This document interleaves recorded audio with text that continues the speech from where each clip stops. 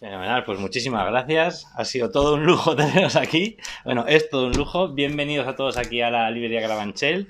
Es un placer para nosotros teneros aquí. Decir primero, antes que nada, que esto se va a filmar, que lo vamos a subir a nuestras redes sociales, a nuestro YouTube.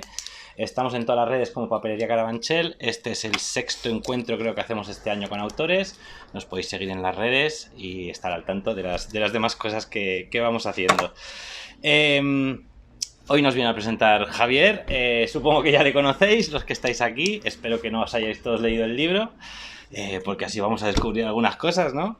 Y bueno, pues para empezar, bueno, bienvenido. Muchas gracias. ¿Y de qué va? Cuéntanos un poquito así, de qué, lo que nos puedas desvelar, lo que nos quieras desvelar, de qué va Malabar.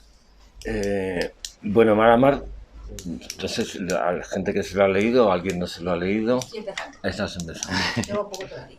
Vale, ellos sí que no han leído. Lo primero que quiero hacer, darte las gracias y sobre todo darle las gracias a mis compañeros, son compañeros míos del conservatorio, y ayer ellos iban a venir a la presentación del libro y Blanca me llamó para decir que además también, pues sí que si te parece bien que toque, pues me parece fenomenal. Fantástico. Entonces es muy apropiado esto, voy a contar lo del libro, pero antes quiero hablar del tema de la música, porque a pesar de que es una novela negra y que pasan un montón de cosas de todo tipo, pues también hay mucha música. Y la primera escena, precisamente como sabe el libro, es una escena que es un accidente familiar, y una de las protagonistas, Mariana, que está leyendo pues un libro, no sabemos si está leyendo, supongo que está leyendo algo, pues está escuchando música, y la música que escucha es precisamente Bach. En el caso de la novela es la quinta suite para violonchelo solo.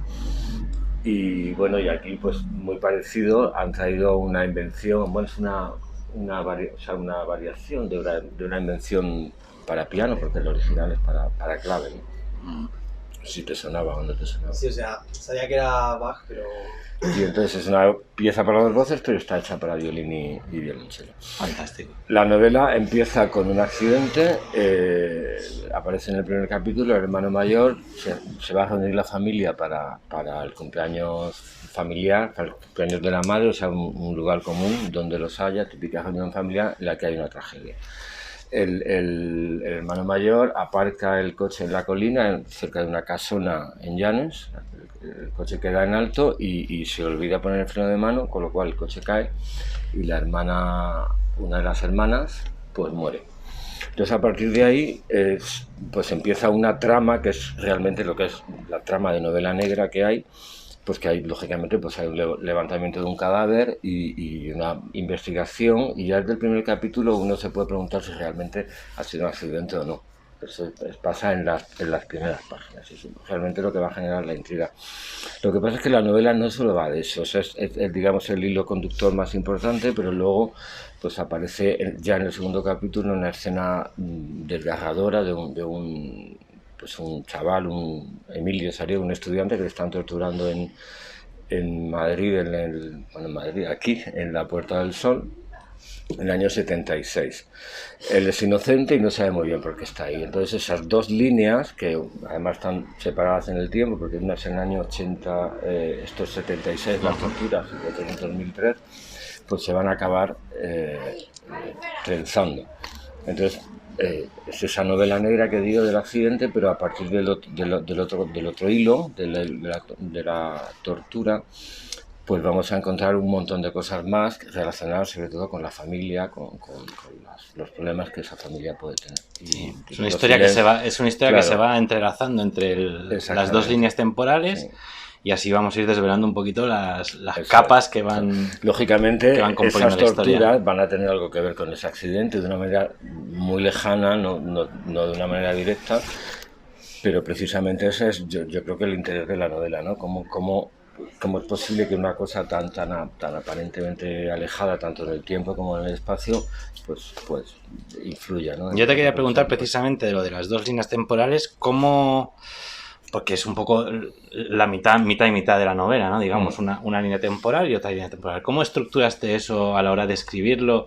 ¿Ya tenías claro, que decir, fuiste haciendo toda una línea temporal y luego toda la otra? ¿O ya, según iba avanzando, las ibas escribiendo? O sea, yo tenía la idea general, porque tampoco las veces que he escrito no es que yo haga un planning perfecto de todo, sino simplemente conozco un poco la historia, porque si la conozco mucho, pues ya no. Dejas que te vaya llevando también. Claro, o sea, también yo quería saber por qué pasaba esto. Entonces fui escribiendo realmente como está escrito. Es decir, escribí el primer capítulo, luego escribí el segundo, porque lo que fuese, cosas que me llamaron la atención, y a partir de ahí van entrando los diferentes personajes y se va pues como un puzzle, ¿no? Van entrando pieza, y al final pues se arma toda la historia. Entonces la idea que yo tengo, me quiero poner en el papel del lector, como entiendo que lo tiene que leer, pues al final, si lo estás empezando, pues tú sabes que pasa algo, ¿no? Algo pasa. Y eso es lo que te tiene que mantener realmente la intriga. Pero el hecho de que la lectura no sea lineal hace que a lo mejor en algún momento no sea, o sea, puede que te complique un poco la lectura, pero eso es lo que realmente yo quiero que pase. Es decir, que tú sabes que va a haber al final una imagen, como un puzzle, ¿no? Va a haber una catedral o un paisaje. ¿Y tenías claro realmente a dónde querías llegar? ¿Qué era la historia que contabas? ¿O también había cosas que se fueron...? No, muchísimas cosas. Muchas cosas que se fueron... Claro. O sea, van apareciendo los personajes, que además yo ahora quiero hablar de Blanca, van apareciendo los personajes y esos propios personajes, claro, pues van tirando un poco de la historia y la van moldeando. Hablo de Blanca porque yo tuve la suerte de hacer un viaje de Erasmus con ella en mayo, me parece que fue, o algo así. Nos fuimos de Erasmus como si fuésemos adolescentes a Lisboa con Aurora Frijo, que es nuestra jefa de estudios, y se hizo unas visitas al Centro Integrado de Lisboa. Y en aquel momento me acababan de confirmar que la novela se iba a publicar, así que yo estaba en aquel viaje pues loco de la ilusión. Y además Aurora también había publicado en Anagrama una novela estupenda. Y hablando de todo esto, pues claro, la pobre se tragó la novela, todo lo que estaba pasando, mis conversaciones con la editorial. Y en el libro hay un personaje que se llama Ángela, que es violonchelista. Y entonces, y lo sigo pensando, ¿te acuerdas que te lo dije? No es que yo me inspirara en Blanca para crear Ángela, es que fue al contrario. Es que porque, lógicamente, la novela ya estaba escrita y yo, conforme la fui conociendo, porque nos conocíamos como compañeros, pero en una semana de estancia en Lisboa, pues dio tiempo a conocernos muchísimo más, y se lo dije un montón de veces, le decía, tú eres Ángela. Qué bueno. Por su carácter, porque ella pues toca también, Ángela es violonchelista clásica, pero acaba tocando en una banda de rock o algo por el estilo, en fin, por muchas cosas. Entonces, pues, cuando ayer me llamaste, digo, hay que ver la literatura, qué momentos de magia tiene, por eso, porque de repente va a llegar aquí a tocar Ángela. Ángela Salcedo. Fenomenal. Es un honor. Es un honor. Sí. Yo te quería preguntar, por ejemplo, por la primera frase del libro, que yo soy muy fan de las primeras frases, en general es una cosa en lo que me fijo mucho, la primera y la última, pero sobre todo las primeras. Y la primera frase del libro, que me parece una frase brutal, que es: me llamo Tomás Salcedo, se repite una y otra vez, me llamo Tomás Salcedo y acabo de matar a mi hermana. Eso ya es como una frase que ya te dan ganas de decir, ya está, ya no puedo parar, o sea, ya me ha pillado aquí.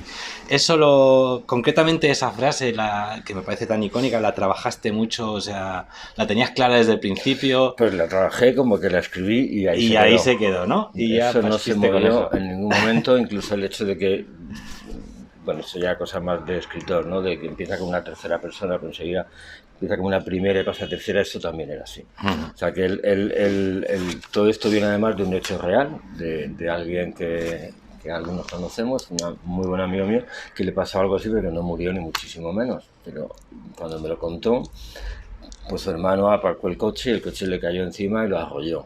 Y fue una escena como pues, tragicómica, claro. Cómica en el sentido de que no le había pasado nada, pero la escena lo era.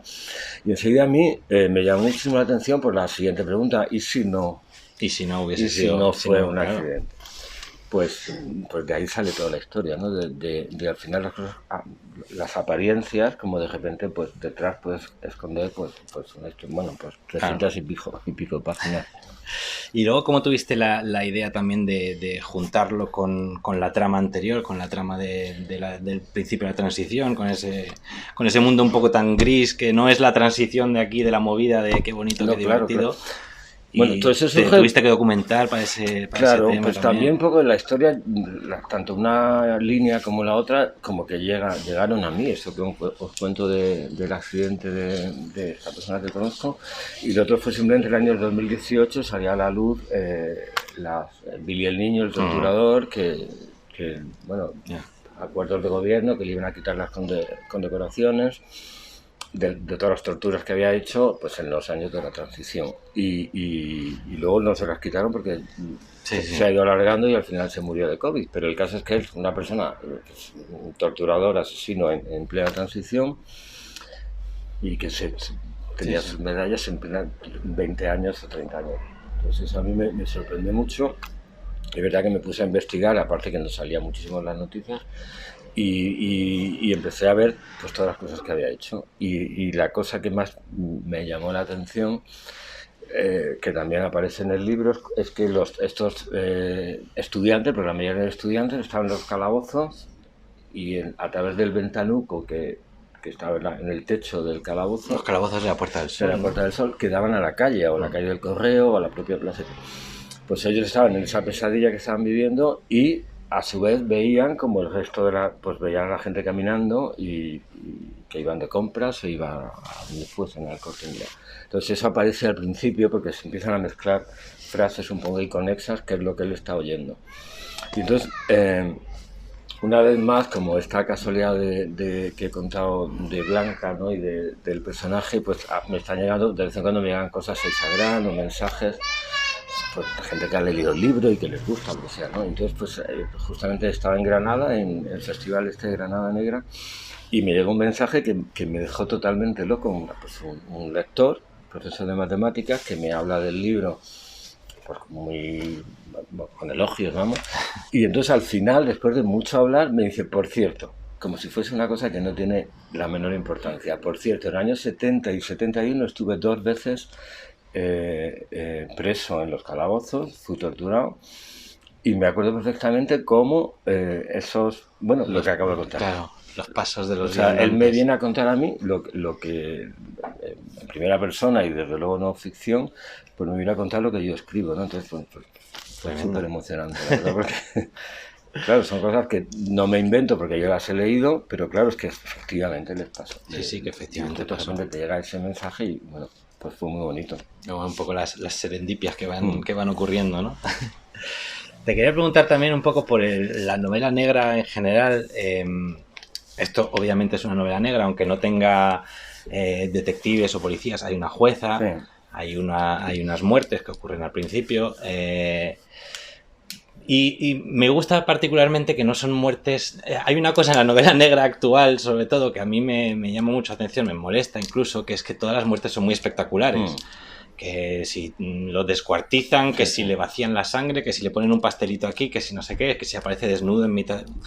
Son muertes como muy no naturales, accidentales, pero son muertes no tan espectaculares, ¿no? Y el tono de la novela negra, sin embargo, está ahí. El tono está en el ambiente y está en la música, está en el paisaje, está ahí también. Y luego también lo que diferencia, quizá en mi opinión, también la novela, cualquier novela de la vida real, por ejemplo, cuando ocurre un accidente de este tipo o cuando ocurre una muerte, es que normalmente en los periódicos te cuentan la muerte y luego nunca te llegas a enterar de qué es lo que ha pasado, de quién está inculpado, cosas así. Alguna vez lees una historia y dices, ostras, y luego nunca se sabe qué pasa. En la novela negra la novela te da la oportunidad de poder resolver esas historias, ¿no? Y de poderlas ir desvelando. Yo te quería preguntar si hay un poco la tentación a la hora de escribir de decir, pues igual no lo resuelvo, igual voy dejando aquí cosas, ¿sabes? Bueno, no está la cosa de decir... No resolver un libro como este yo creo que será una faena para sí, no, claro. Porque van pasando muchísimas cosas y cada vez más graves, porque no solamente es ese accidente del principio, luego hay más cosas y son terribles. Y entonces yo creo que hay que tratarlas con muchísimo respeto y que por supuesto que hay que resolverlas. Lo que dices de la novela negra hay que... Oh, perdón. De la calle. Todo esto que dices de estas novelas que al final todo se centra en encontrar al asesino y por supuesto que tienen todo mi respeto, pero son libros que yo no leo. Y no los leo porque a mí eso tampoco me interesa mucho. O sea, no me interesa el suceso, ¿no? O sea, es porque son sucesos que pueden ser más o menos rocambolescos y al final todo se centra pues en esa investigación. El concepto de novela negra es una cosa que ahora mismo se ha ampliado prácticamente en cuanto hay un muerto, pues ya... Sí, muerto, investigación... Sí, pero normalmente la novela negra, lo que se entiende por novela negra, que además ya viene de Estados Unidos, pues años 30 y 40, efectivamente hay una investigación que no tiene por qué ser un asesinato, puede ser una desaparición, un robo, lo que sea. Y sobre todo hay esa investigación y además pues una crítica social al sistema, en su momento pues a la corrupción en Chicago. A mí eso me interesa más que el hecho del asesinato. Y luego lo que más me interesa de todo es por qué pasa esto.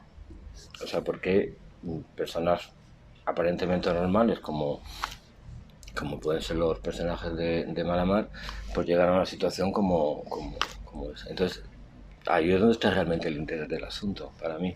No el hecho de ir encontrando pistas y cada vez todo más complicado y más rápido, que también está muy bien, pero bueno, cada uno escribe o lee lo que quiere. Por supuesto.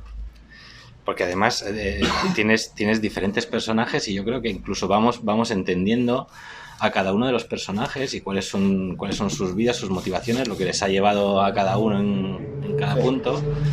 Yo creo que es una novela sobre todo de personajes. Sí, claro. Porque al final todos tienen pues bastante personalidad, son peculiares cada uno a su manera y la historia se va construyendo precisamente entre las acciones que tienen entre ellos, porque además no son personajes cogidos al azar, es que son hermanos y son amigos de la infancia y hermanos. Entonces, bueno, pues lógicamente esas relaciones no son muy fuertes, tanto lo bueno como lo malo. Entonces la historia se va a ir haciendo de esa manera, de la relación. Sí, vamos pelando la cebolla. Hay muchas cosas en el uso del lenguaje, en la forma en que trabajas el lenguaje, que a mí me llamaron mucho la atención, que me gustaron mucho. Quería leer aquí una página, un parrafillo, sin desvelar nada. No desvelo nada.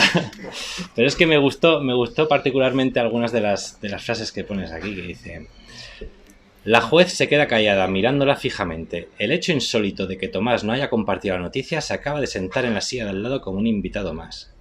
Un gato con el lomo a rayas corre que se las pela y se mete en el primer local que encuentra abierto. Los gatos saben latín y los bucólicos cúmulos que ella divisaba desde el tren son ahora nubarrones negrísimos a punto de descargar. Hay una mezcla que me encanta la imagen esta de el hecho que no haya compartido la noticia se acaba de sentar en la silla de al lado como un invitado más. Me parece preciosa esa frase. Y luego lo metes aquí con el gato corre que se las pela. Ya. Vas a ir mezclando y al final es... yo lo he sentido como una forma de escribir, como un idioma muy cercano. Bueno, yo lo cuento aquí, es un poco técnica narrativa, como además aquí hay dos escritores, que eso no lo dicen, pero ya, la cadena general que también escribe. Se trata del punto de vista, ¿no? Tú puedes poner el punto de vista como si estamos aquí y ponemos aquí una cámara y voy a hacer clase de escritura y vamos contando lo que pasa, o el punto de vista puede estar dentro de mi cabeza, que es el caso. En este caso es Ángela, la que está en Llanes, tiene una entrevista con la jueza. Entonces, en las cabezas nuestras, pues uno está pensando en lo importante. Por ejemplo, en su hermana, ¿no? Que está sentado, pero a veces puede pasar un gato y fijarte en el gato. Sí, y entonces, se te va cruzando las cosas. Entonces, en concreto, cada personaje está escrito de una manera distinta. O sea, el narrador puede estar más dentro o más fuera. Bueno, en fin, son cosas. En el caso de Ángela, está totalmente dentro de ella. Entonces, ella tiene casi una cosa que se llama flujo de conciencia, que ella va contando las cosas, pero también las va contando como le pasan por la cabeza. Y por nuestras cabezas pasan muchísimas cosas. Que a veces no tienen nada que ver, ¿no? Estamos hablando de una cosa y se te va la pinza para otro sitio. Entonces yo creo que si te resulta cercano, porque es que pensamos, sí, porque es un poco... Bueno, yo intento que hay otra también que también además me llama mucho la atención. Ella tiene una personalidad muy especial. Su manera de ver el mundo pues es particular, porque además ella es divertida, tiene mucha vida, y entonces pues todas estas cosas le llaman la atención, porque está en un bar y pasa el gato y ahora se va a tomar un vino y en fin, pues eso es.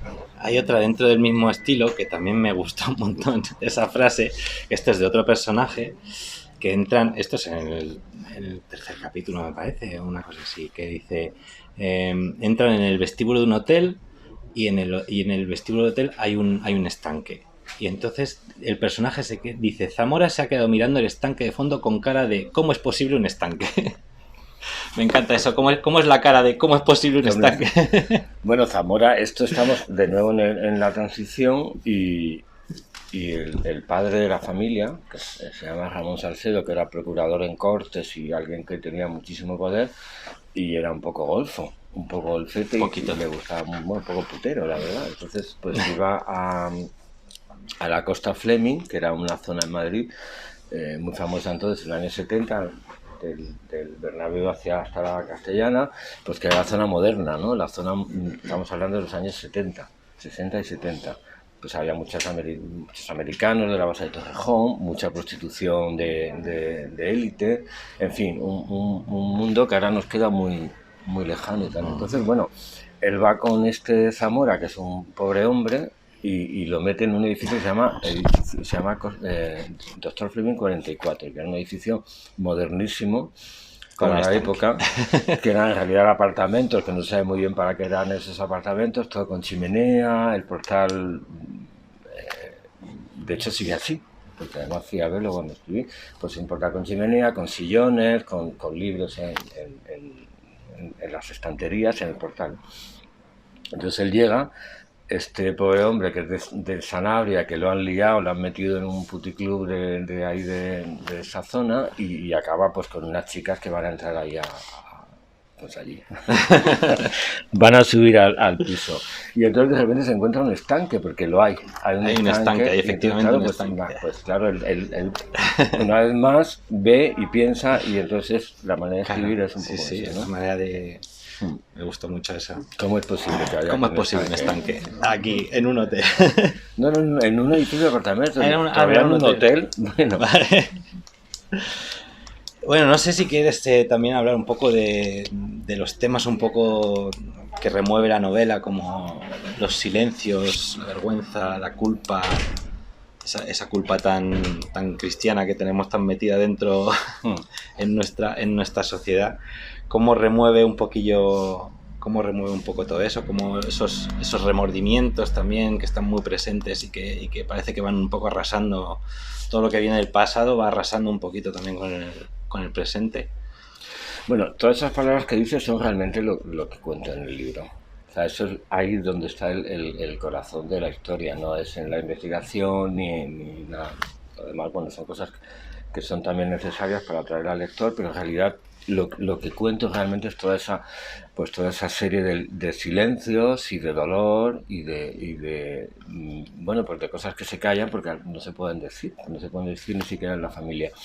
En este caso, además, todo este silencio, este dolor viene, además son las mujeres, de las protagonistas de la familia, todas las que participan pues han sentido esa opresión y ese silencio que viene un poco... Todas las mujeres que aparecen en la novela han sentido maltrato físico o psicológico en algún momento. Exactamente. Y todo esto además viene pues del padre, ¿no? O sea, esa figura del hombre con la mujer. Y no puedo contar mucho más. Perfecto. Pues no sé si tenéis alguna pregunta que queráis hacer aquí a Javier. Ángela.